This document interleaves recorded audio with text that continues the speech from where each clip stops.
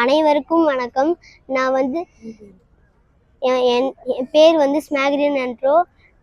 நான் எங்கேருந்து வரேன்னா பழவேற்காடுல இருந்து வரேன். நான் 3rd ஸ்டாண்டர்ட் படிக்கிறேன். இது திருவள்ளுவர் ஞாபகத்துக்காக கட்டினது, கருணாநிதி தாத்தா கட்டினது. நான் இப்போ திருக்குறள் சொல்கிறேன், அது கவனிச்சுக்கோங்க. கண்ணுடையர் என்பவர் கற்றோர், முகத்திரண்டு புண்ணுடையர் கல்லாதவர். கோப்பத்தலை கூடி உள்ள பிரிதல், அனைத்தே புலவர் தொழில்.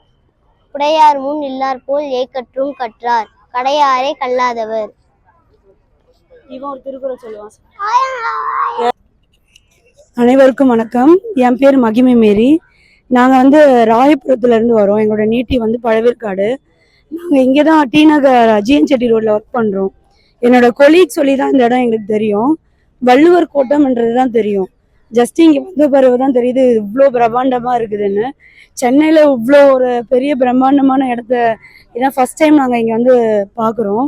இது கருணாநிதியால் திரு மு கருணாநிதியால் 1973 அடிக்கால் நாட்டி 1976 கட்டப்பட்டிருக்கு. நிறைய பேருக்கு எத்தனை திருக்குறள் இருக்குதுன்னு தெரியாது. பாமர மக்களாக இருக்கிறது இப்போ இருக்கிற நடைமுறையில் எத்தனை திருக்குறள் இருக்கிறதுன்னு தெரியாது. ஆனால் இது ஒரு சுற்றுலா தலமாக இருக்கிறதுனால எல்லாருக்கும் எத்தனை திருக்குறள் இருக்கிறதும் தெரிய வரும்.